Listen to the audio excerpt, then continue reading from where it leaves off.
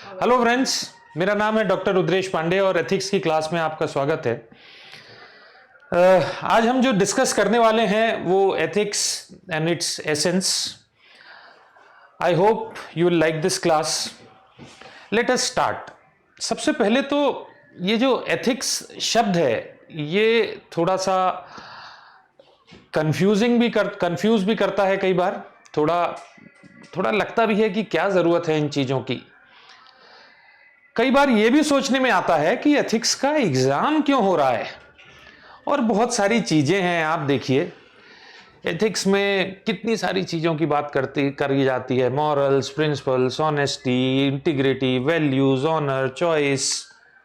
Ethics क्या होता है, मॉरल्स क्या होता है, मॉरल एथिक्स एक होते हैं, अलग होते हैं, कंफ्यूजन होता है। फिर क्वेश्चंस आपने जरूर देखे होंगे। क्वेश्चंस वो जहां पर कंफ्यूजन क्रिएट है। इस तरह के क्वेश्चन हैं, लगता है कि सारे आंसर सही हैं, कई बार लगता है सारे आंसर गलत हैं, कई बार तो बहुत सारा कंफ्यूजन रहता है। दोस्तों, एथिक्स आप इसी कंफ्यूजन के लिए पढ़ते हैं, और ये कंफ्यूजन दोस्तों सिर्फ एग्जाम्स में नहीं है। मुझे एक चीज बताइए, ये फोटो शायद आपने जरूर देखी होगी। ये हमारे वीर स्टूडेंट्स हैं। इन वीर पुरुषों ने इतने तीसरी चौथी मंजिल के ऊपर चढ़े हुए हैं ये लोग, और आपको याद होगा यहां अंदर एक्चुअली एग्जाम चल रहा है, और ये सब मित्रगण हैं जो अपनी जान पे खेल के ऊपर कुछ मदद पहुंचाने की कोशिश कर रहे हैं। इसी तरीके से एक और सिचुएशन मैं आपको बताता हूं। अगर आप एग्जाम में बैठे हुए हैं और यू हैव अ फ्रेंड, आपका कोई दोस्त है, और ही और शी इज आस्किंग कि यार मुझे ना कुछ थोड़ा देख लेने दो, मुझे आ नहीं रहा है कुछ, और वो आपका बहुत अच्छा दोस्त है, तो आप क्या करेंगे? मना करेंगे। मना करेंगे तो हो सकता है उस दोस्त ने आपकी बहुत मदद करी हो बाहर कहीं। हो सकता है उसने आपके ऐसे टाइम पे मदद करी हो जब आपके साथ कोई नहीं खड़ा था, और आज वो एग्जाम में बोल रहा है कि मेरी थोड़ी हेल्प कर दो यार, मुझे कुछ आता नहीं है, मैं फेल हो जाऊंगा, मुझे दिखा दो। और आपके पास दिखाने का मौका भी है, इन्विजिलेटर जो है वो ध्यान नहीं दे रहे हैं, तो क्या करेंगे आप? दिखाएंगे? नहीं दिखाएंगे। दोस्तों, ये जो हो रहा है ये सही हो रहा है, गलत हो रहा है? आपको क्या लगता है? अगर आपको लगता है कि आप अपने दोस्त को दिखाएंगे तो फिर ये भी सही है, ये भी तो दोस्त ही हैं जो ऊपर खड़े हुए हैं। तो आपको क्या लगा कि सही है? क्या आपको देख के उलझन हुई? क्या आपको ऐसा नहीं लगा कि यार कुछ पता नहीं मुझे क्या करना चाहिए, ये मैं भी चढ़ जाऊं क्या अगर मेरा दोस्त बैठा हुआ है तो, क्योंकि दूसरे चढ़े हुए हैं। अब यहां पर दिखाऊं कि नहीं दिखाऊं? बुरा मान जाएगा दोस्त, ठीक है? तो क्या करूं मैं? इन उलझनों से निकलने का क्या तरीका हो सकता है? और ये उलझनें सिर्फ ये एग्जाम और इसमें नहीं होती, हमारे लाइफ में होती हैं। हम अपने लाइफ में भी बहुत सारी चीज़ों से उलझते रहते हैं। मैं एक आपको स्टोरी सुनाता हूं। ये स्टोरी बेसिकली एक केस स्टडी थी। जब 2013 में ये पेपर इंट्रोड्यूस किया था यूपीएससी ने, तो एक मॉडल पेपर दिया था, उसमें ये छोटा सा एक केस स्टडी उन्होंने सैंपल के तौर पे दिया, मॉडल के तौर पे दिया। और उसमें भी यही स्टोरी थी जो मैंने आपको बताई कि आपका दोस्त है जिसके साथ आप रहे हैं, उसने आपकी बहुत मदद करी है कई बार, और आज जब वो एग्जाम है तो वो आपसे भी नहीं पूछ रहा है, वो कुछ अपनी चीटिंग कर रहा है बैठ के, और आपने देख लिया। अब आप क्या करेंगे? क्वेश्चन था व्हाट वुड यू डू। आपके पास एक जवाब होना चाहिए, ऑब्वियस है। अगर इस तरह का एक पेपर आएगा, पेपर में क्वेश्चन आएगा, तो आपके पास जवाब होना चाहिए। दोस्तों, एक चीज समझिए, जवाब किसी के पास भी हो सकता है। ये तो आप किसी एक ऑटो वाले या पान वाले से भी पूछेंगे तो वो भी आपको एक जवाब दे देगा कि यार हाँ, करने दो उसको चीटिंग, क्या प्रॉब्लम है तुम्हें, तुम अपना करो। या हो सकता है कोई बोले नहीं नहीं, बोल दो तुम इन्विजिलेटर से, या कोई बोलेगा यार वो टॉप कर जाएगा, तुम हटाओ उसको रास्ते से, हो गई दोस्ती वोस्ती का। तो कुछ भी, there can be an number of answers. UPSC is not interested in that answer, although they have asked a question. Now what are they interested into? किस चीज में वो इंटरेस्टेड है, ये देखिए, ये क्वेश्चन के आगे उन्होंने लगाया है why. ठीक है, what would you do? आप क्या करेंगे और क्यों? जब ये क्यों की बात आती है ना दोस्तों, तो फिर क्या होता है, देखिए, फिर होता है ये वाली सिचुएशन जो थी, जब आप सोच रहे थे, अगर आप फर्ज करिए आप यहां खड़े होते और आपका भी दोस्त होता अंदर, तो आप इस दुविधा में होते कि मैं चढ़ूं कि नहीं चढ़ूं, जाऊं कि नहीं जाऊं, दुनिया जा रही है, ये सही है गलत है। अगर आप यहां थे तो आपको नहीं समझ में आ रहा था कि सही है या गलत है। इसी तरीके से जब मैंने ये वाला आपको केस दिया तो यहां भी एक दुविधा उत्पन्न हुई आपसे। तो मेरा कहने का मतलब आपको ये है कि ये जो दुविधाएं हैं, ये आपके सिर्फ एग्जाम तक सीमित नहीं है दोस्तों, ये आपकी लाइफ में भी आती हैं। और अगर हम यूपीएससी की तैयारी की बात करें तो ये वाली दुविधाएं आपके इंटरव्यू में भी आती हैं। आपसे इंटरव्यू में भी ऐसे सिचुएशन क्वेश्चन पूछे जाते हैं, उनका भी आपके पास ये वाई होना चाहिए। आंसर है, आप बोल सकते हैं ये है, बट आंसर के बाद क्यों, उसकी रीजनिंग क्या है। अब यहां पर हम ये देखेंगे कि ये जो वाई लगाया, वाई का जो पूछ लगाई है इस क्वेश्चन में, वो क्यों करी गई। देखिए, आप सारी सिचुएशन में अगर आप देखेंगे तो आपको एक चीज समझ में आएगी कि आप इन सिचुएशन में एक चीज फेस कर रहे हैं, और वो है एक मेंटल कॉन्फ्लिक्ट। आपका दोस्त अंदर बैठा हुआ है और दुनिया चीटिंग करवा रही है खिड़की पे पहुंच के। आपको लगता है यार मैं भी उसकी हेल्प कर दूं, मेरा दोस्त है। आपसे आपका दोस्त पूछ रहा है कि मेरी हेल्प कर दो एग्जाम में, आपको समझ में नहीं आ रहा। आपने अपने दोस्त को देखा चीटिंग करते हुए, आपको समझ में नहीं आ रहा है क्या करें। ये सब एक मेंटल कॉन्फ्लिक्ट है। मेंटल कॉन्फ्लिक्ट से क्या होता है, एक मेंटल डिस्ट्रेस होता है, एक इनर कॉन्फ्लिक्ट होता है हमारे अंदर, समझ में नहीं आ रहा है। और ये सिर्फ ऐसी सिचुएशन में नहीं, बहुत सारी सिचुएशंस में हमें समझ में नहीं आता कि क्या करें। दोनों चीजें कई बार सही लगती हैं, कई बार दोनों चीजें गलत लगती हैं कि मैं क्या करूं। क्या मैं अपने दोस्त को चीटिंग करवाऊं या करने दूं, वो भी गलत है। क्या मैं नहीं करवाऊं या नहीं करने दूं, वो भी मुझे गलत लग रहा है। क्या करूं, समझ में नहीं आता। इस सबका जवाब, इन सारी चीजों का जो आंसर है फ्रेंड्स, वो हमें यहां पे मिलता है, एथिक्स। तो अगर आप थोड़ा सा अपने पर्सपेक्टिव को ब्रॉड कर लीजिए, आप थोड़ा सा ऊपर उठिए एग्जाम से, तभी इस सब्जेक्ट की तैयारी हो पाएगी फ्रेंड्स। आप थोड़ा सा इस सब्जेक्ट में दिल लगाइए। ये जो सब्जेक्ट है एथिक्स, ये सारे सब्जेक्ट से डिफरेंट है। डिफरेंट क्यों है वो भी मैं आपको बताऊंगा। ये पूरी साइंस जो एथिकल स्टडीज हैं, ये डिफरेंट है, ये डिफरेंट है। सारे कोई भी फैकल्टी ऑफ स्टडीज है, चाहे वो साइंस है, हिस्ट्री है, ह्यूमैनिटीज है, आर्ट्स है, ज्योग्राफी, साइकोलॉजी, कुछ भी आप करते हैं, ये सबसे डिफरेंट है एथिक्स। क्यों है वो मैं आपको बताऊंगा। पर डिफरेंस आप अभी एक पकड़िए सिर्फ, और वो ये पकड़िए कि एथिक्स आपके जीवन में वो चीज लेके आएगा जो दूसरे सब्जेक्ट्स नहीं लाते हैं, और वो है आपके जीवन की क्वालिटी को इंप्रूव करना।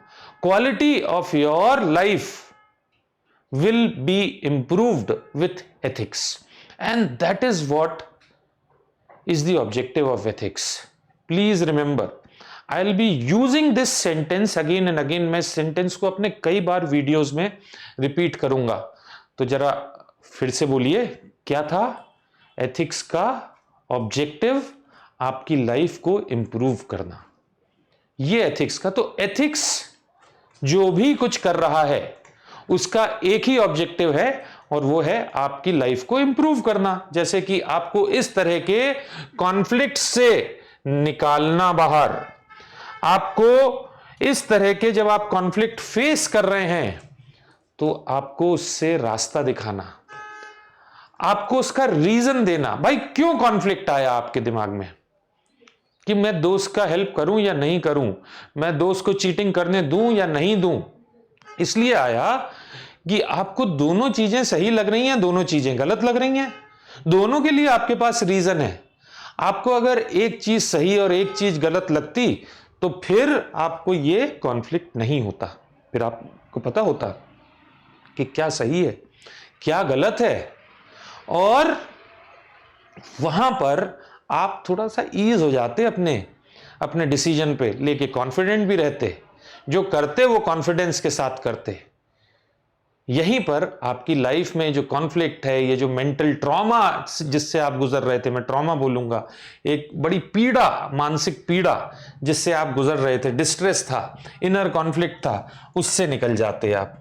तो अगर एथिक्स ये करता है friends, if this is what ethics is doing, then I think ethics का ये जो पेपर है, ये जो सब्जेक्ट हम पढ़ने वाले हैं, ये बहुत इंटरेस्टिंग है।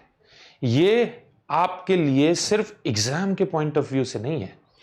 लेट अस सी कि एथिक्स होता क्या है। हम कुछ थोड़ा सा यहां पे डेफिनेशंस को देखते हैं। देखिए, जब हिंदी करते हैं हम एथिक्स की, तो यहां दो शब्द आते हैं, नैतिकता और नीति शास्त्र। देखिए, यहीं से मैंने बोला था ना आपसे शुरू में बहुत कंफ्यूजन है हर चीज में, नाम में ही कंफ्यूजन है। देखिए, एथिक्स, तो ये यहां पे अब मैं आपको बताता हूं कि ये क्यों होता है। तो एथिक्स यहां पे हम इसको बोलते हैं नैतिकता, और इसको हम नीति शास्त्र भी बोलते हैं। तो यहीं से शुरू करते हैं, क्या डिफरेंस है दोनों में, यानी हिंदी के दो शब्दों में क्या डिफरेंस है। तो नैतिकता रीति प्रचलन या आदत है, जबकि नीति शास्त्र जो है दोस्तों, वो नीति प्रचलन या आदत की व्यवस्थित अध्ययन है। ठीक है, तो वो शास्त्र है, यानी है एक ही चीज, पर आप कहां से खड़े होकर उसको देख रहे हैं। अगर आप ऊपर से देख रहे हैं, बड़ा व्यू ले रहे हैं, तो आपको वो नीति शास्त्र दिखेगा, बहुत सारी चीजें हैं उसमें। अगर आप नीचे से देख रहे हैं, इंडिविजुअल व्यू है, तो वो आपको दिखेगा कि कोई आदत है, कोई रीति है, कोई प्रचलन है, एक सिंगल चीज दिखेगी, तो वो नैतिकता दिखेगी आपको। तो नैतिकता बहुत सारी चीजों में होती है, बट जब हम उन्हीं नैतिकताओं को मिला देते हैं और उसके बारे में एक व्यवस्थित अध्ययन करने लगते हैं, ठीक है, उसको एक विज्ञान बना देते हैं, एक स्टडी बना देते हैं, और हम मानव आचरण का मूल्यांकन करने लगते हैं, ये देखने लगते हैं कि मानव का आचरण कैसा होना चाहिए। आप अपने बारे में नहीं सोच रहे, आप सोसाइटी के बारे में सोच रहे हैं, आप पूरे समाज के बारे में सोच रहे हैं, मानव जाति के बारे में सोच रहे हैं। जब आप ये करते हैं तो वो बन जाता है नीति शास्त्र। ठीक है, आई होप, तो प्लीज कंफ्यूजन मत रखिए। एथिक्स में जितने कंफ्यूजन्स को आप दूर करते जाएंगे, ये सब्जेक्ट उतना ही आसान होता जाएगा। और आसान के साथ में एक और चीज होगी, ये सब्जेक्ट स्कोरिंग हो जाएगा दोस्तों। ये वो है जो आपको रैंक देगा। अब यहां पर एक और चीज है, मैं आपको बता देता हूं, और वो एक और है कंफ्यूजन। क्या है कंफ्यूजन? एथिक्स और मोरालिटी, ये दो शब्द हैं अंग्रेजी के, इंग्लिश के। एथिक्स क्या है, मोरालिटी क्या है। अगेन ये भी नीति, नैतिकता और उसकी बात है। देखिए, अब यहां पर भी मैं आपको समझाता हूं, थोड़ा सा ध्यान से समझिए, आपको समझ में आ जाएगा कि both ethics and morality deal with distinguishing right from wrong. ठीक है ना, सही और गलत का अंतर जो मैंने आपको बताया। दोस्त चीटिंग कर रहा है, तो सही है या गलत है, चीटिंग की मैं शिकायत करूं या नहीं करूं। जब आप इसके कारण को ढूंढते हैं तो वहां पर आ जाता है एथिक्स और मॉरलिटी, दोनों शब्द, क्योंकि ये दोनों उसी प्रक्रिया को डिफाइन कर रहे हैं। ठीक है, ethics refers to rules provided by an external source, ठीक है ना, that is code of conduct in work places. आपको कैसे उठना है, कैसे बैठना है, अगर इसके कुछ रूल्स हैं, एग्जाम में आपको इतने बजे जाना है, इतने बजे आपको पेपर मिलेगा, आपको किसी से बात नहीं करनी है, आपको अपना काम करना है, आपको इधर उधर देखना नहीं है, ये कोड ऑफ कंडक्ट हैं, रूल्स हैं जो आपने नहीं बनाए हैं। किसने बनाए हैं? ये एग्जामिनेशन डिपार्टमेंट जो आपके कॉलेज का है, यूनिवर्सिटी है, कॉलेज है, उन्होंने बनाए हैं रूल्स, तो ये उनके हैं। उनको जब आप फॉलो करते हैं तो ये एक एक्सटर्नल सोर्स हुआ, उनको हम एथिक्स बोलते हैं, कई बार मोराल्स बोलते हैं, refer to an individuals own principle, जिसको लेके आप परेशान हो रहे थे कि यार करूं कि नहीं करूं। तो कहीं ना कहीं अगर मेरी जब बात आती है, जो मैं कर रहा हूं वो मोराल है, मॉरल्स है, और एथिक्स वो हैं जो रूल्स, ठीक है। तो इस चीज को आप ध्यान में रखिएगा, मॉरल्स एंड एथिक्स। थोड़ा सा यहां पर मैं आपको एक डिक्शनरी का बता देता हूं, that word ethics is commonly used interchangeably by morality, ठीक है। ये कैम्ब्रिज इंग्लिश डिक्शनरी है। कैम्ब्रिज इंग्लिश डिक्शनरी ने क्या बोला कि ये दोनों शब्द morality and ethics, morals and ethics, ये इंटरचेंजेबली है। तो दोस्तों मैं आपको यहां पर एक छोटा सा ये कंफ्यूजन है, ये दूर कर देता हूं।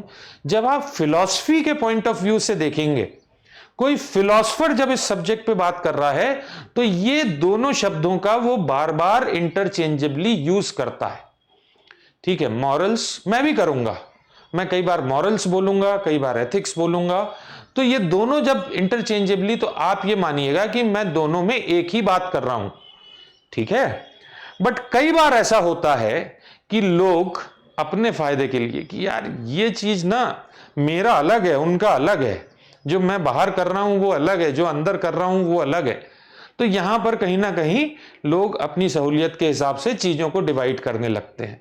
होता है, ठीक है, देखेंगे, हम समझेंगे। अभी बहुत कुछ आपको सीखना है, समझना है, आप यहां पर भी सीखेंगे और समझेंगे। इनफैक्ट आज इस वीडियो में ही रुकिए, जो आपका केस स्टडी था फ्रेंड का, उसको हम सॉल्व करेंगे। उसमें हम देखेंगे कि क्या चीज सही है, वो खिड़की पे चढ़ना सही है या गलत है, हम इसको भी देखेंगे। और क्या करना चाहिए अगर मेरा एक बहुत अच्छा दोस्त उस खिड़की के पीछे बैठा है, तो मैं चढ़ूं या नहीं चढ़ूं, देखते हैं दोस्तों। और मैं आपको बताता हूं, थोड़ा सा और देख लीजिए, एथिक्स को और डिफाइन करते हैं। अभी तक आई एम श्योर आपको थोड़ा थोड़ा समझ में आ गया होगा। याद रखिएगा, एथिक्स मैंने आपको बताया था कि एथिक्स का जो पर्पस होता है वो क्या है। एथिक्स मॉरल्स में बहुत ज़्यादा अपने आप को कंफ्यूज मत करिए, ये मान के चलिए कि दोनों एक ही हैं। थोड़ा जो डिफरेंस है टेक्निकल, वो भी मैंने आपको बता दिया। बहुत सारी बुक्स हैं आपको जो ये डिफरेंस बताएंगी, स्पेशली यूपीएससी की जो बुक्स हैं वो आपको ये डिफरेंस बताएंगी, ठीक है, मान लीजिएगा, कोई भी गलत नहीं है। बट जस्ट रिमेंबर दिस कि जब भी फिलॉसफी के लेवल पे, इवन मेरी क्लासेस में भी, जब भी ये दो वर्ड्स आएंगे तो ये इंटरचेंजेबली यूज होंगे, मॉरल्स एंड एथिक्स, ठीक है। अब आते हैं थोड़ा सा एथिक्स को और हम डिफाइन करते हैं कि एथिक्स क्या है। दोस्तों जो एथिक वर्ड है, एथिक्स, ये एक ग्रीक लैंग्वेज एथिकोस से आया है, और यहां पर जो इस वर्ड की रूट है उसका मतलब होता है relating to one's own character, one's character, चरित्र से जो रिलेटेड चीज है उससे ये शब्द ऐसा बना हुआ है। तो थोड़ा सा जब आप लैंग्वेज को समझते हैं तो आपको और उससे उसका एसेंस निकल के आ जाता है कि क्या है। Which itself come from the root word ethos, ये एक इथोस रूट है, और ये भी कैरेक्टर, मॉरल, नेचर के बारे में बात कर रहा है।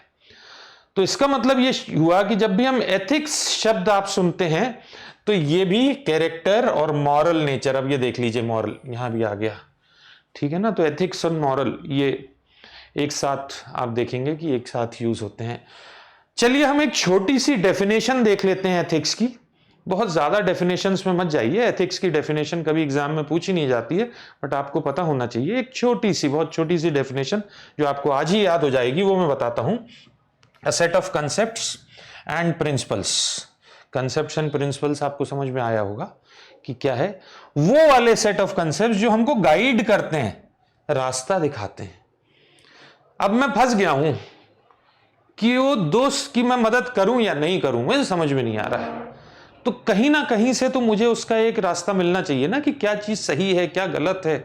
मुझे तो कई बार दोनों चीजें, जितने ऑप्शन रहते हैं सब सही लगते हैं। कई बार झूठ बोलना चाहिए कि नहीं बोलना चाहिए। अब लेट हो गया हूं क्लास में, तो टीचर को मैं झूठ बोलूं कि नहीं, सुबह उठने में लेट हो गया था और हो गया मैं क्लास में लेट, हॉस्टल से लेट निकला।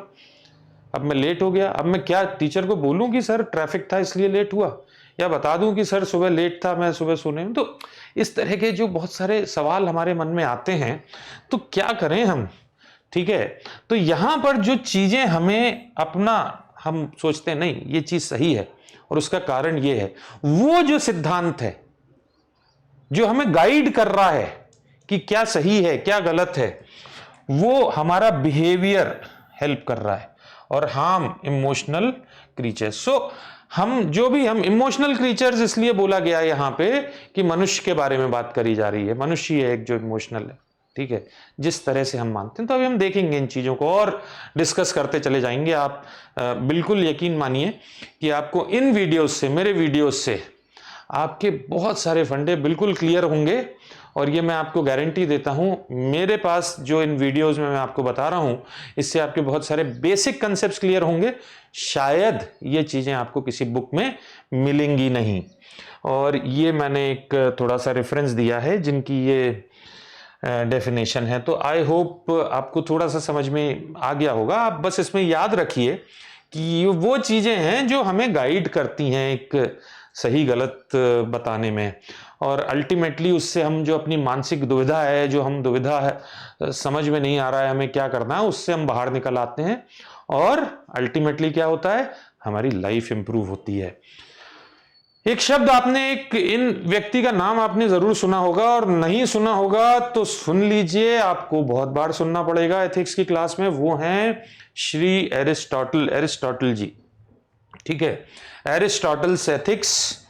ठीक है, इनको आपको हम बहुत डिटेल में भी बात करेंगे इनमें कि एरिस्टोटल कौन थे, उनकी क्या फिलॉसफी थी, बट उन्होंने क्या सोचा। ग्रीक थे, ठीक है, क्या सोचा उन्होंने, बहुत पुराने व्यक्ति हैं, ठीक है, एंशिएंट व्यक्ति हैं। He believed that ideal behaviour were practices that lead to goal of eudaimonia, eudaimonia. ठीक है, ये एक शब्द उन्होंने दिया और उन्होंने बोला इस शब्द का मतलब है state of condition of good spirit, खुशी, हैप्पीनेस।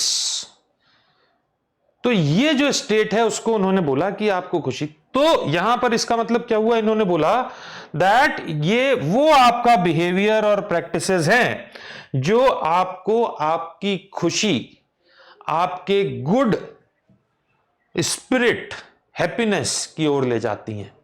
ऑब्वियस है, आप जितना दुविधा में रहेंगे उतना अपने मन पे बोझ रखेंगे, जितना उस दुविधा से निकलेंगे आप खुशी फील करेंगे, you will feel light, you will feel happy, and that is what is the objective of ethics. दोस्तों याद रखिएगा ये चीज, बार बार मैं आपको बता रहा हूं। इसके बाद एक और नाम है कांट का, ठीक है, जिनको कांटियन एथिक्स बोला जाता है। इन सज्जन के बारे में भी हम बहुत कुछ पढ़ेंगे, आपको मैं बताऊंगा कि ये क्या सोचते हैं, इनकी क्या फिलॉसफी है सारे। और इंडियंस के भी बारे में हम पढ़ेंगे। इन्होंने बोला, एथिक्स को इन्होंने बोला जोड़ा ड्यूटी से। ठीक है, तो इस तरह से हम देख रहे हैं बात वही हो रही है। ऐसा नहीं है कि ये लोग अलग अलग बोल रहे हैं, सब सारे रास्ते एक ही तरफ ले जा रहे हैं। आपके जीवन को अच्छा बनाने की कोशिश कर रहे हैं, आपको खुश रखने की कोशिश कर रहे हैं, आपको दुविधाओं से निकालने की कोशिश कर रहे हैं ये जितने फिलोसफर्स हैं। और अलग अलग तरह की थ्योरीज आ रही हैं इसमें।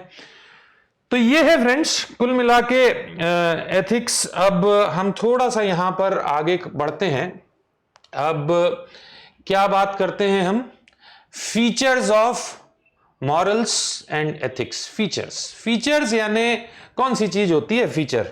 फीचर वो चीज होती है जिससे आप किसी को पहचान सकते हैं, ठीक है। तो और थोड़ा सा मैं आपको बेसिक बताता हूं कि क्या है एथिक्स, क्या चीज है, क्या बेसिक क्या है।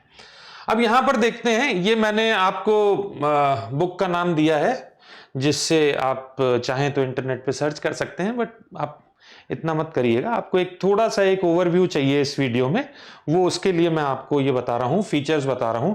इससे आपको और थोड़ा सा एथिक्स एज अ सब्जेक्ट, उसकी डेफिनेशन, उसके एसेंस को समझने में मदद मिलेगी।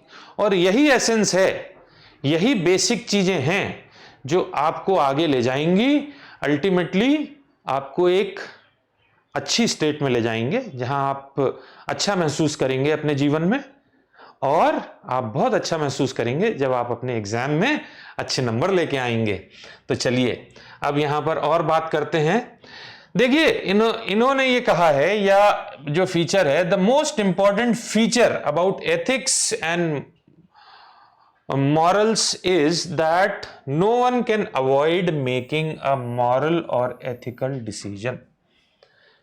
आप इस चीज से भाग नहीं सकते, आप बच नहीं सकते एथिक्स से। ये एक चीज है, आपको कहीं ना कहीं तो जरूर फंसोगे, आप ऐसा बोल ही नहीं सकते कि यार मुझे क्या मतलब है, मैं पढ़ता ही नहीं हूं इन चीजों में। नहीं, ऐसा होता नहीं है। हम अपने जीवन में कहीं ना कहीं, जैसे गीता में बोला गया है ना, कि आप कर्म से नहीं बच सकते। कर्म तो आपको करना ही पड़ेगा, आप सांस भी ले रहे हैं तो वो कर्म है और उसका फल है, इसलिए आप कर्म से डिटैच हो जाइए। गीता में ये बोला है भगवान कृष्ण ने कि उसके आप फल की ज्यादा चिंता मत करिए, कर्म करिए अपना।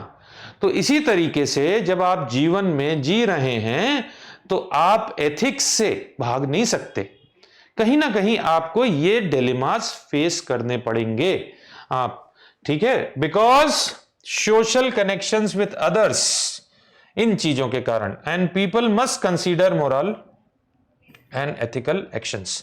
तो मॉरल एंड एथिकल एक्शंस आपको कहीं आप बच नहीं सकते।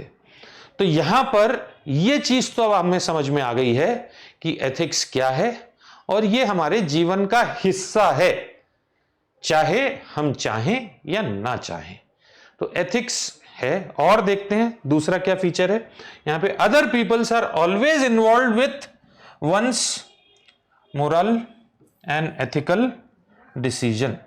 तो आपकी जो मोरालिटी है वो प्लीज समझिए, ये प्राइवेट मोरालिटी नाम का कोई शब्द नहीं होता। प्राइवेट एथिक्स, प्राइवेट मोरालिटी, ना ना ना ना ना, है ही नहीं, ऐसा कुछ भी नहीं है। जो भी है आपका सोशल है, आप दूसरों के साथ कर रहे हैं, तो दूसरे लोग हमेशा आपके डिसीजन में इन्वॉल्व हैं। आप जो कर रहे हैं उनका असर उन पे हो रहा है, या कई बार आप पे भी हो रहा है। अब आपने अपने दोस्त की मदद नहीं करी तो आप चिंता में आएंगे, आप बोलेंगे यार इसने इतनी मेरी हेल्प करी थी, मैंने हेल्प नहीं करी। या आपने कर दी, आप बोलेंगे देखो मैंने गलत किया, ठीक है। या फिर दूसरे और भी बहुत सारी चीजें हैं इसमें जो हो सकती हैं। जो तो मेरा कहने का मतलब यह है कि ये जो मॉरल्स, एथिक्स, ये एक इन्वॉल्वमेंट वाली चीज है। हम जब अपनी समाज में, सोसाइटी में इन्वॉल्व रहते हैं, ये उसकी चीज है। अब moral decisions matter because every decision affects someone else's life, self esteem और हैप्पीनेस लेवल। तो या तो आप अपने विषय में अच्छा फील करते हैं या खराब फील करते हैं कोई काम करके, ये हो गया हमारी सेल्फ एस्टीम।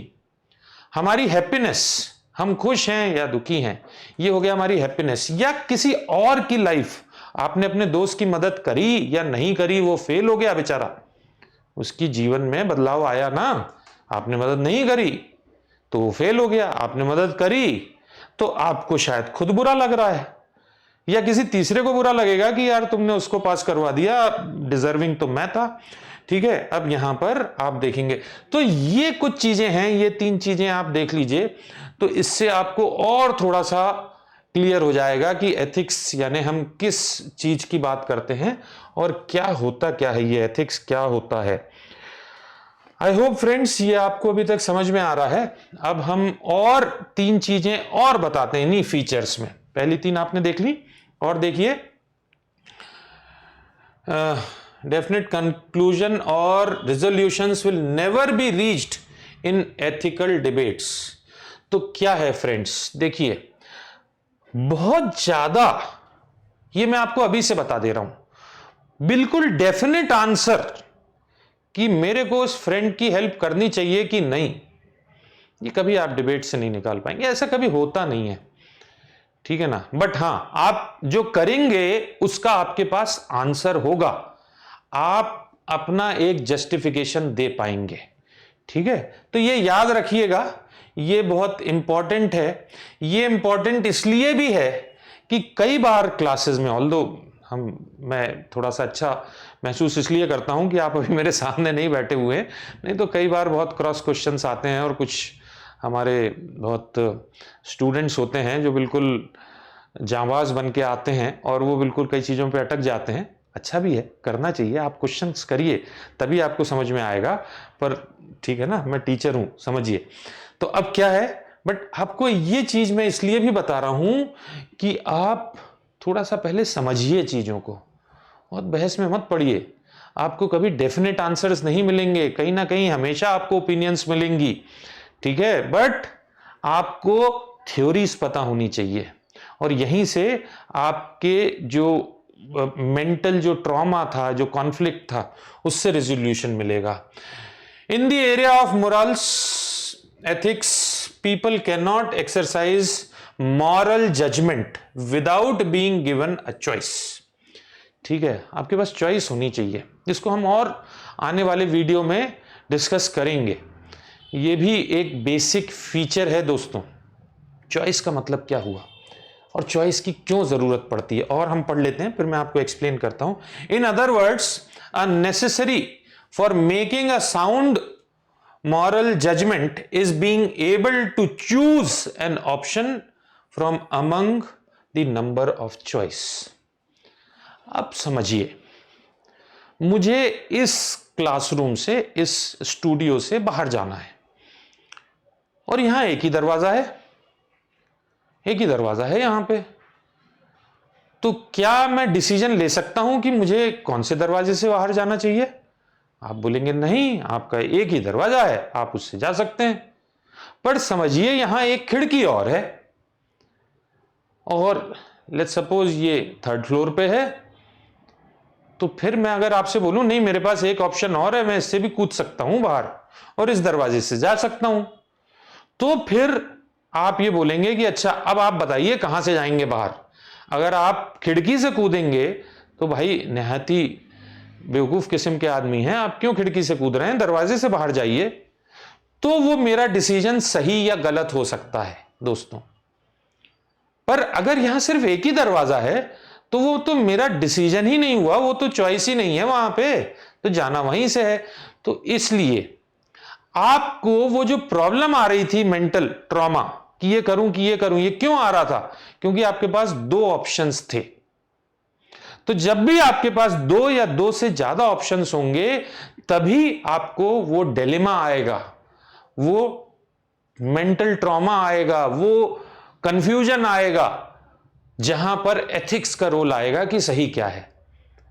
जब है ही नहीं वो चॉइस, एक ही चीज है, तो फिर एथिक्स की कोई जरूरत नहीं है, तो फिर वहां पर एथिक्स की बात ही नहीं होती है। तो वहां आपके पास चॉइस होना चाहिए। ये बहुत ही इंपॉर्टेंट कंसेप्ट है दोस्तों, चॉइस का, ऑप्शंस का। इसको इस तरह से याद रखिएगा कि आप आज शाम को कहीं घूमने जाना चाहते हैं और आपके पास 2 चॉइस हैं कि या तो मूवी देखने जाऊं या लंच या डिनर पे जाऊं, कैफे में जाऊं। तो ये 2 चॉइस हैं, बट आपके पास अगर चॉइस नहीं है, आपके पास एक ही चॉइस है, आप एक ही जगह जा सकते हैं, तो फिर क्या डिसीजन लेंगे? फिर आपको कोई कंफ्यूजन नहीं होगा। बट हां, जब आपके पास 2 ऑप्शन हैं तो आप कंफ्यूज होंगे कि मैं मूवी देखूं या होटल में जाऊं दोस्तों के साथ डिनर करने। तो अगर आपके पास ये 2 चॉइस हैं तभी तो आपके कंफ्यूजन होगा ना। बट आपके पास वो चॉइस नहीं है तो काहेगा कंफ्यूजन? फिर वहां पे कोई प्रिंसिपल नहीं, कोई रूल नहीं, कोई सोचने की आपको जरूरत ही नहीं है।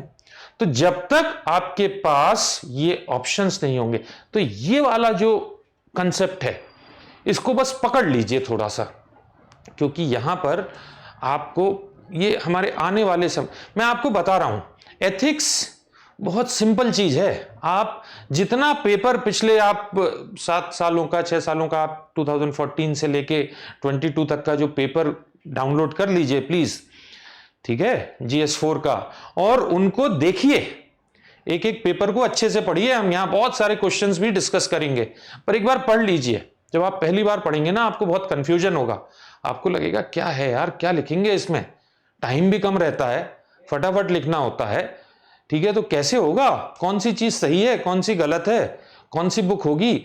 मैं आपको दोस्तों एक चीज बताता हूं, आपके बेसिक कंसेप्ट्स जहां क्लियर हुए, वो पेपर इतना आसान हो जाएगा, आपको बिल्कुल उसमें ज्यादा सोचने की जरूरत नहीं पड़ेगी, और आप अपने कम टाइम में फटाफट सारे आंसर करते चले जाएंगे। थोड़ी बस राइटिंग, आंसर राइटिंग की प्रैक्टिस करते रहिएगा। आपके कंसेप्ट्स तो मैं ही क्लियर कर दूंगा, आप अपने आंसर तक पहुंच जाएंगे, ठीक है। लास्ट थिंग यहां देखते हैं, people use moral reasoning to make moral judgement और टू डिस्कवर राइट एक्शन। तो मॉरल रीजनिंग, कारण दोस्त को मदद करना चाहिए कि नहीं करना चाहिए, ये मॉरल रीजनिंग होती है, ठीक है। और इसका हम कहां करते हैं, ये जो कारण है उसको हम कैसे करते हैं, उसको हम जजमेंट लेने में, डिसीजन लेने में, ये 2 ऑप्शन है इसमें से ये करूं, ये जजमेंट हो गया मेरा, तो ये मैं रीजनिंग से इस तरह का जजमेंट लेता हूं और जो सही एक्शन है वो निकालता हूं। तो ये सारे फीचर्स हैं फ्रेंड्स एथिक्स के। अब थोड़ा सा और मैं आपको बताता हूं, ठीक है ना। एक छोटी सी डेफिनेशन और एथिक्स की देख लीजिए कि क्या है, ठीक है। एथिक्स और मॉरल फिलॉसफी, ठीक है, इसको कई बार इस तरह से भी डिफाइन किया जाता है, एथिक्स और मॉरल। देखिए मैंने आपको फिर से बताया, ये देखिए, ये दोनों वर्ड्स एक दूसरे के पूरक हैं, ठीक है, याद रखिएगा। कई बार आपको बुक्स में अलग अलग करके भी बताया जाता है, वो क्या डिफरेंस है वो भी मैंने आपको बता दिया, ठीक है। बट जब आपको डिस्कशन होता है, जब मैं आपको वीडियो में बताऊंगा, तो मैं आपको ये दोनों वर्ड्स इंटरचेंजेबली यूज करूंगा, तो प्लीज कंफ्यूज मत होइएगा। एक छोटी सी और फिलॉसफी, ये क्या है भाई, ये एक philosophy that involves systematising, defending, recommending concepts of right and wrong behavior। सही और गलत बिहेवियर क्या है उसको बताता है, उसको सिस्टमेटाइज करता है, यानी आपको एक सिस्टम बना देता है कि आपका सही बिहेवियर क्या होना चाहिए, गलत क्या। डिफेंड करता है, जो आपने किया वो सही था या गलत था, आपके पास एक रीजन हो जाता है, आप खुद डिफेंड करते हैं। एथिक्स आपको हेल्प करती है, या मॉरल फिलॉसफी आपको हेल्प करती है उस चीज को, और रिकमेंड करने में आप किसी को बता भी सकते हैं कि भाई ऐसा नहीं, ये सही है, ये गलत है, ये करना चाहिए, ये करना चाहिए।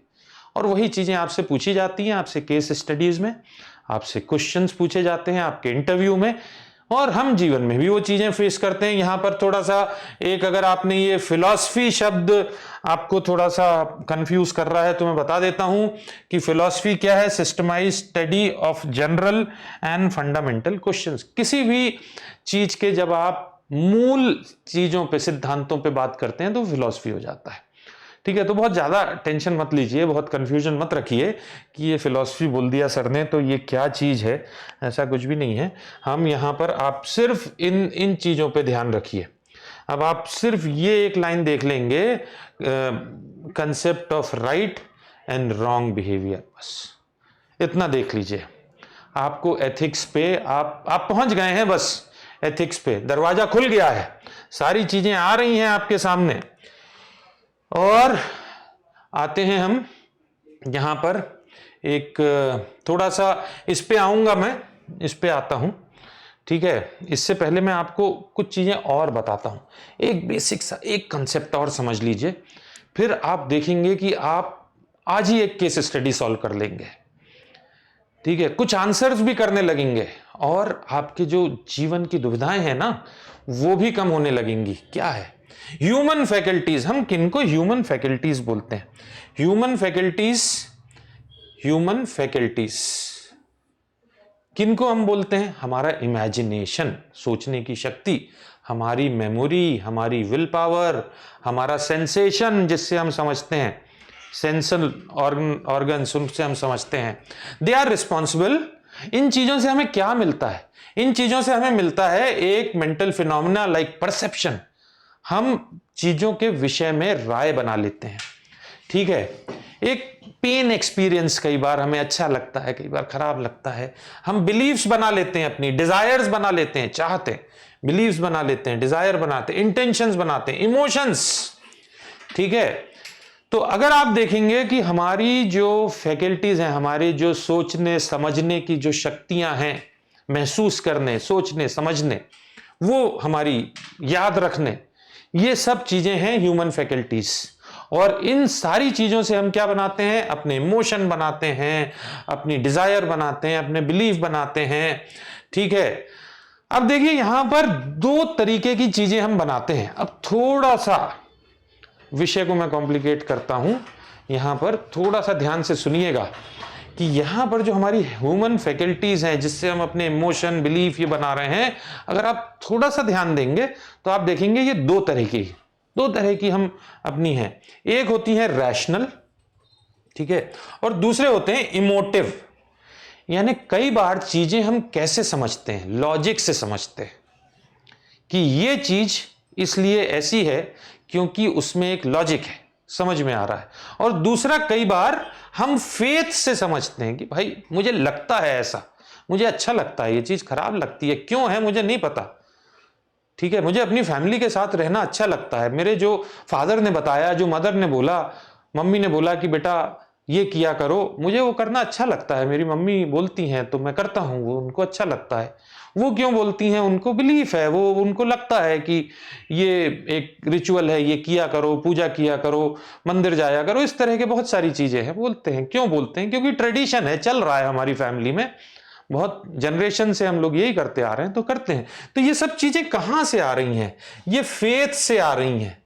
आप ये मान रहे हैं कि ये सही है क्योंकि आपके पेरेंट्स ने बुलाया है। आप फिर लॉजिक नहीं करते, आप थोड़ी पूछते हैं मम्मी से, क्यों पूछेंगे, ज्यादा पूछिएगा भी मत, ठीक है।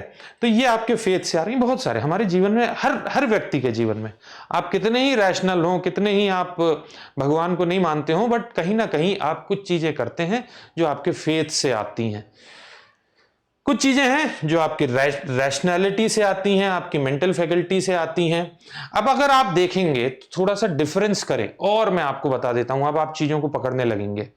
तो जो आप अपनी पब्लिक लाइफ में कर रहे हैं, ठीक है, वो लॉजिक से आ रहे हैं चीजें, वहां कहीं ना कहीं कारण है कि आप वो क्यों कर रहे हैं।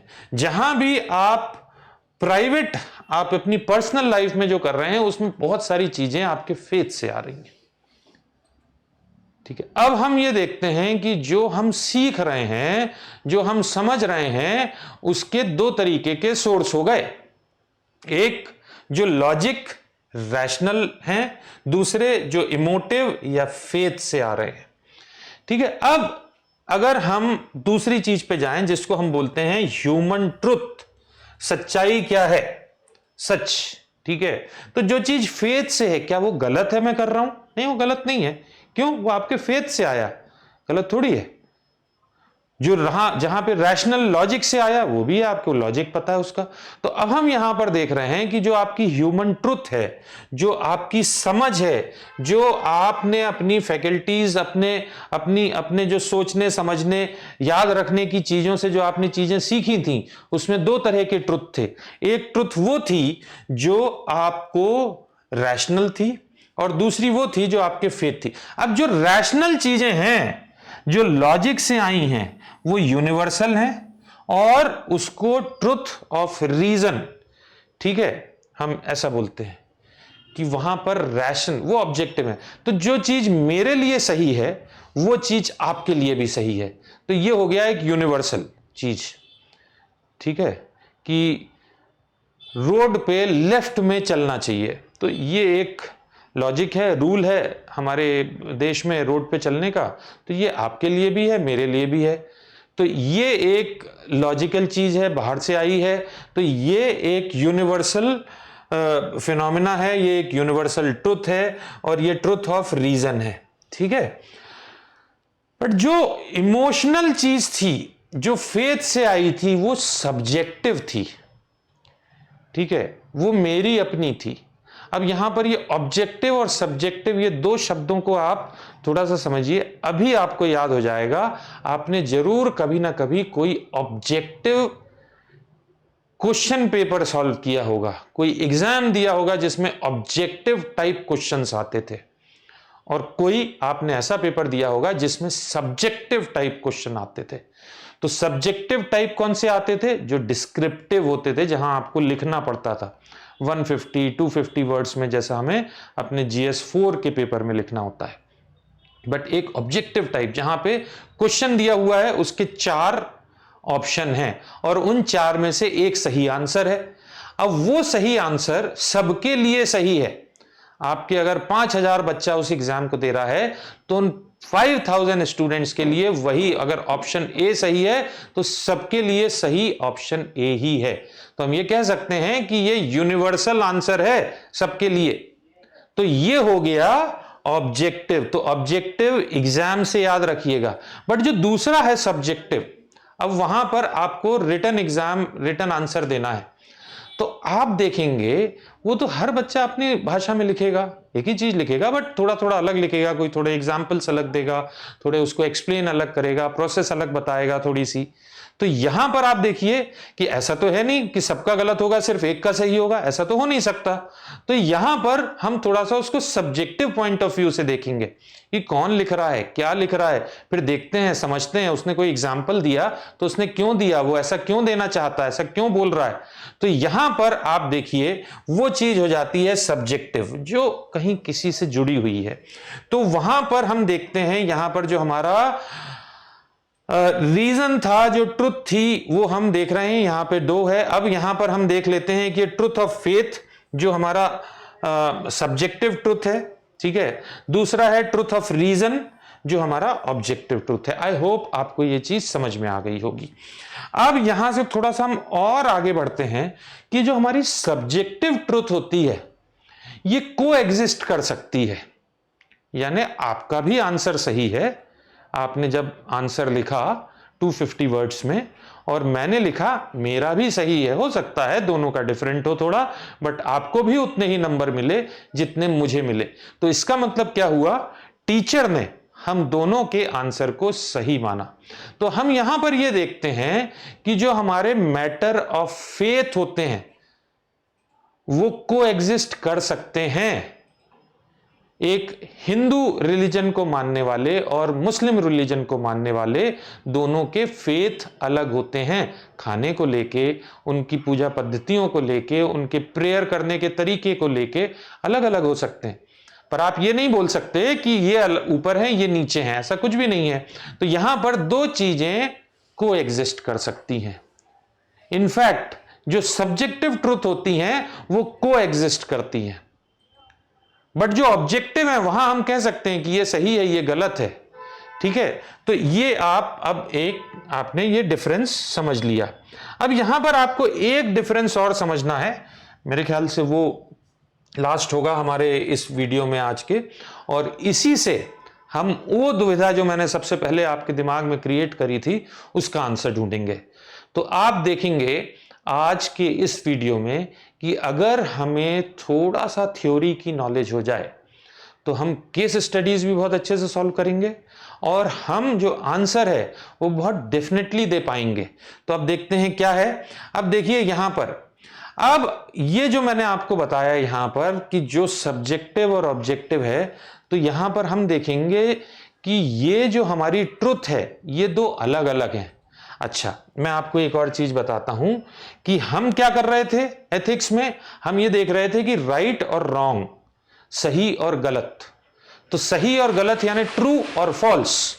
अब यहां तो 2 ट्रूथ हैं, तो इसका मतलब दो एथिक्स होने चाहिए, दो सेट ऑफ एथिक्स हो सकते हैं, क्योंकि अगर ट्रुथ ही दो हैं तो दो एथिक्स होंगे ना भाई, क्यों नहीं होंगे। तो अब देखिए यहां पर अगर ये दो तरीके की ट्रुथ हैं, एक जो फेथ से निकल के आ रही है, जो मेरी पर्सनल है, जो सब्जेक्टिव है, और एक जो ऑब्जेक्टिव है, जो यूनिवर्सल है, सबके लिए सही है, तो वहां पर जो एथिक्स हैं वो सबके लिए एक समान है। पर जो मेरे पर्सनल हैं वहां पर मेरे पर्सनल हैं। अब मैं अगर नॉनवेज खाता हूं, आप नॉनवेज नहीं खाते हैं, तो ये एक सब्जेक्टिव पर्सनल मैटर है। यहां पर जो एथिक्स लगेंगे वो सब्जेक्टिव और पर्सनल रहेंगे। आप ये नहीं बोल सकते कि मैं नॉनवेज खाता हूं या आप खाते हैं तो आपको भी खाना चाहिए और मुझे भी खाना, दोनों को नहीं, ऐसा नहीं है। हम दोनों अपनी जगह पे सही हैं। अब देखिए, अब हम आते हैं उस क्वेश्चन पे, उसके बाद मैं आपको एक ये स्लाइड बताऊंगा जिसमें टाइप्स हैं। अब हमने क्या बात करी थी यहां पर हमने बात करी थी ये चीटर फ्रेंड वाला जो केस था, जो मैंने आपको बताया था कि ये यूपीएससी ने पूछा था एज 2013, जब ये सबसे पहला उन्होंने एक मॉडल पेपर दिया था, तो उन्होंने ये बता दिया था कि ये आने वाले समय में ये किस तरह का पेपर रहेगा, किस तरह के क्वेश्चंस आएंगे। और हम देखते हैं कि आने वाले सालों में इसी तरीके के क्वेश्चन आए हैं, आगे भी आएंगे। तो यहीं से मैंने बिल्कुल स्क्रैच से शुरू किया है। अब आप देखिए यहां क्या हो रहा है, या फिर यहां पर क्या हो रहा है, इसमें ये क्या हो रहा है। देखिए जो दोस्ती है वो आपका सब्जेक्टिव मैटर है, फ्रेंडशिप सब्जेक्टिव मैटर है, और वहां पर जो आपके एथिक्स हैं वो आपके पर्सनल एथिक्स हैं। बट जो एग्जाम है जो यहां पर हो रहा है ये पर्सनल नहीं है। ये जो यूनिवर्सिटी करवा रही है, जो एग्जाम जो बॉडी करवा रही है, जो स्कूल करवा रहा है, जो बोर्ड करवा रहा है, उनके अपने रूल्स हैं जो कि सब पे अप्लाई हो रहे हैं। तो यहां पर चीटिंग करना सबके लिए गलत है। और ऑब्वियस है कि जब ये रूल्स बनाए जाते हैं तो कुछ सोच के बनाए जाते हैं ना भाई। आप किसी को चीटिंग करवाएंगे तो जो चीटिंग नहीं कर पाया, जो शायद सबसे ऊपर बैठा था, जिसके जामाज दोस्त इतने ऊपर नहीं पहुंच पाए, वो तो बेचारा रह गया ना पीछे। नीचे वाले शायद ज्यादा पास हो गए क्योंकि उनके जो दोस्त थे वो चढ़ गए खिड़कियों पे। तो गलती किसकी थी? गलती तो इनकी थी कि हमें गलत जगह मिल गई। नहीं, ऐसा नहीं होना चाहिए ना। तो इसीलिए रूल बनाया जाता है कि चीटिंग सबके लिए गलत है, चीटिंग नहीं होनी चाहिए। आपकी ये ड्यूटी है कि आप ये रूल फॉलो करें।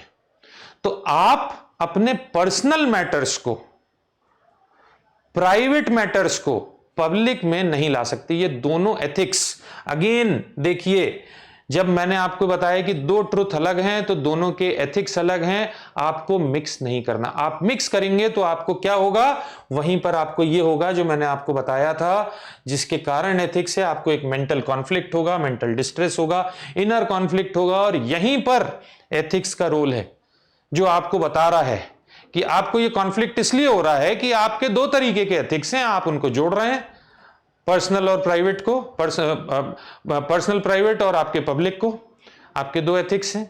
और दोस्तों ये एक बहुत छोटा सा एग्जांपल है, बट इस तरह के आपको केस स्टडीज आएंगे जो आपके दो एथिक्स को कॉन्फ्लिक्ट कर रहे हैं। अगर आपको यह समझ में आ जाएगा कि नहीं ये चीज अलग है, ये अलग है, इन दोनों को मुझे मिलाना नहीं चाहिए, आपको आंसर मिल जाएगा। आपको यहां बिल्कुल समझ में आ जाएगा कि आपको अपने फ्रेंड की हेल्प नहीं करनी है, आपको उसकी शिकायत करनी है, आपको उसको रोकना है चीटिंग से। आप ये नहीं कर सकते कि चीटिंग होने दें, ये आपकी ड्यूटी है। और वो ड्यूटी आपके एथिक्स हैं, आपके रूल्स हैं जो आपको वहां फॉलो करने हैं। आपके पर्सनल लाइफ में हो, आपको उस दोस्त ने कई बार माफ किया है, बहुत सारी गलतियां आपने करी थी, तो जब पर्सनल लेवल पे होगा तो आप माफ कर दीजिएगा। आप अगर जज बन गए और आपके दोस्त ने मर्डर कर दिया तो क्या आप माफ कर देंगे? नहीं करेंगे, करना भी नहीं चाहिए। क्यों? क्योंकि जो नियम है, जो कानून है, वो सबके लिए बराबर है। तो यहां पर भी वो सबके लिए, बट वो नियम कानून कौन से हैं? जो पब्लिक हैं, क्योंकि वो यूनिवर्सल ट्रुथ से निकल के आए हैं। तो अगर आप ये देखते हैं तो आपको ये समझ में आ जाता है कि इसका क्या आंसर होना चाहिए।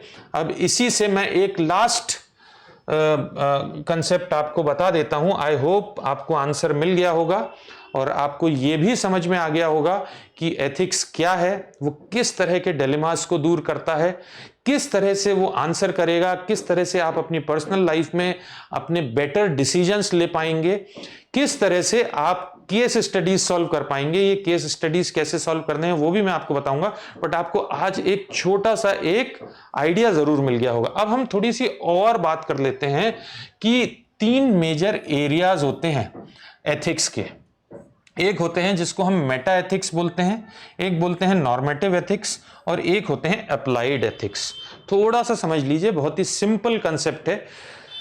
देखिए यहां पे जो आपको ये टर्म्स है ना, जो शब्दावली है, जो टर्म्स हैं, वो कई बार थोड़ी कॉन्फ्लिक्टिंग है, कई बार कंफ्यूजिंग है, कई बार बड़े बड़े वर्ड्स यूज किए जाते हैं, ग्रीक वर्ड्स यूज किए जाते हैं, बट प्लीज डोंट वरी, अगर आप थोड़ा सा समझ लेंगे उसको तो आप देखेंगे बहुत ही आसान हो जाएगा। यहां पर एक होता है मेटा एथिक्स। मेटा एथिक्स क्या होता है? मेटा एथिक्स का मतलब बिल्कुल आसान शब्दों में समझ लीजिए कि ये होता है थ्योरेटिकल मीनिंग, ठीक है, ऑफ मॉरल प्रोपोजिशंस, ठीक है, और how truth values if any can be determined. तो जब हम इस तरह से बात कर रहे हैं, थ्योरेटिकल बात कर रहे हैं, जब हम मुद्दों पे बात कर रहे हैं, प्रिंसिपल्स पे बात कर रहे हैं, तो उसको बोला जाता है मेटा एथिक्स। मेटा ये जो शब्द है ना, यानी थोड़ा आगे बढ़ के, उससे बड़ा। तो एथिक्स से बड़ा, एथिक्स से बड़ा क्या होगा? वो सिद्धांत जिस पे एथिक्स बेस करता है। तो जब हम उनकी बात करते हैं मेटा एथिक्स, तो यहां सिंपल ऐसे समझिए कि मेटा एथिक्स यानी थ्योरेटिकल पार्ट, ठीक है। अब आते हैं हम नॉर्मेटिव एथिक्स।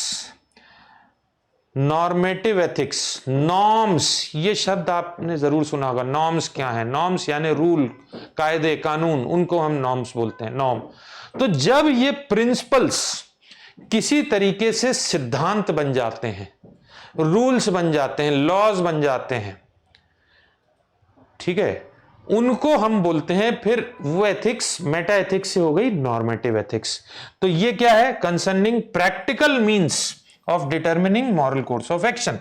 तो जब हमने वो प्रिंसिपल्स, जो सिद्धांत थे, उनको हमने जब प्रैक्टिस में लेके आए, ठीक है, अब जैसे आपको ये समझ में आ गया कि चीटिंग नहीं करना चाहिए एग्जाम में, तो आप फिर ये बोलेंगे कि भाई कोई भी एग्जाम हो उसमें चीटिंग नहीं होनी चाहिए।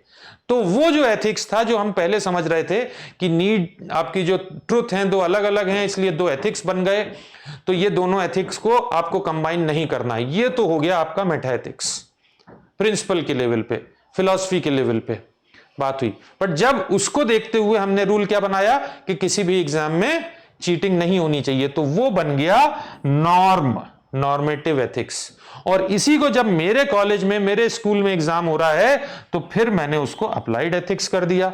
उसको क्या, what a person is obliged to do और परमिटेड टू डू। तो फिर मैंने बोला कि भाई यहां रूल है कि कोई भी चीटिंग नहीं करेगा। आप बोल सकते हैं कि मैं क्यों नहीं चीटिंग करूंगा भाई, एग्जाम में मैंने फीस दी है, मैं क्यों नहीं चीटिंग करूंगा? तो फिर आप ये बोलेंगे कि ये नॉर्म है, ये रूल है। तो आप बोलेंगे ये रूल तो बड़ा अजीब है, क्यों है? तो फिर मैं आपको उसका प्रिंसिपल बताऊंगा कि भाई ये कारण है। तो अगर आप ये देखेंगे तो मेटा एथिक्स से आता है नॉर्मेटिव, नॉर्मेटिव से एथिक्स, ये चीज आती है, ठीक है। तो I hope now things are clear with you. आपको थोड़ा सा समझ में आया होगा। फ्रेंड्स, इसी तरीके से ये वीडियो देखते रहिए। आप देखेंगे कि आपके जो डाउट्स हैं वो क्लियर हो रहे हैं। आपको नॉट ओनली थ्योरी क्वेश्चंस में इससे हेल्प मिलेगी, बट आपको जो आपके केस स्टडीज हैं उसमें भी हेल्प मिलेगी। हम धीरे धीरे आगे बहुत सारे टर्म्स पे बात करेंगे। हम ये भी देखेंगे कि केस स्टडीज कैसे सॉल्व करना है, ये भी देखेंगे कि जो आंसर करने हैं मेरे को वो कैसे करने हैं, आंसर राइटिंग कैसे करनी है, कम समय में मैं कैसे बेहतर से बेहतर आंसर करूं और ये मेरा सबसे स्कोरिंग पेपर बन जाए। 100% यही होगा।